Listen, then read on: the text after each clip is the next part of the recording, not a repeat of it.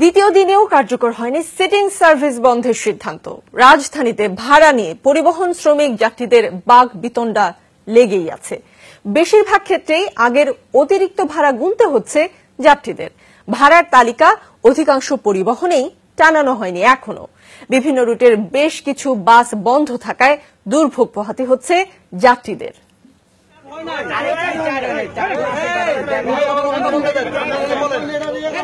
যাত্রী পরিবহন শ্রমিক তর্কযুদ্ধ, নিজ যুক্তিতে অনড় দুপক্ষ।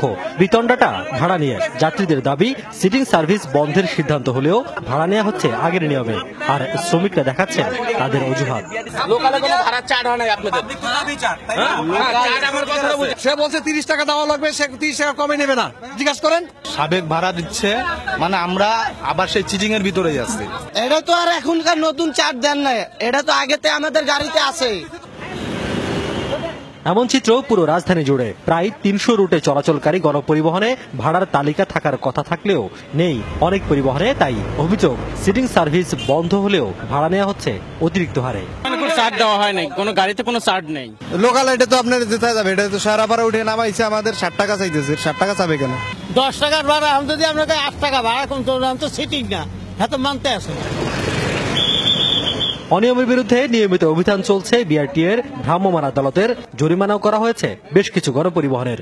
যারা সিদ্ধান্ত মানবেন না তাদের বিরুদ্ধে কঠোর ব্যবস্থা নেওয়ার হুঁশিয়ারি বিআরটি এর। আমরা ভোক্তা অধিকার আইনে সর্বোচ্চ জরিমানাটা করার চেষ্টা করেছি।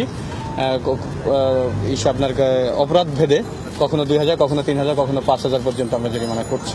আমাদের আইনগত ব্যবস্থা তো অব্যাহত আছে। আমাদের 5টা মোবাইল কোর্ট আছে, তারা তাদের জেল জরিমানা করতেছে। প্রয়োজনে আমরা রুট পারমিট বাতিল করে দেবো।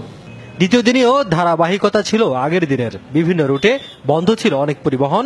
বাস না পেয়ে পায়ে হেঁটেই অনেকে যাত্রা করেন নির্দিষ্ট গন্তব্যে। তবে পরিবহন বন্ধের বিষয়েও অজুহাত দেন মালিক শ্রমিকরা। কিন্তু লোকাল বলতে স্টিয়ারিং যাত্রী আমরা নেওয়ার সিদ্ধান্ত নিয়েছি, কিন্তু তার মানে এই না আমি ভাড়া। এখন তারা মনে করতেছে যে গাড়ি চালাইতে তৈল লাগে না। আমার এক গাড়ির গ্লাস ভাঙছে, তার কারণে আমার গাড়ি একটা বেরোনে গতকালকে অ্যাক্টিভ মারা আবার সব বন্ধ হয়ে গেছে। আজকে অনেকের আমরা বাবারে দাদারে বলে বার করছি, এখন বার করার পরে আবার অ্যাক্টিভ মারা আবার সবাই বন্ধ। আমরা এখন মালিকরা বিপদে পড়ছি।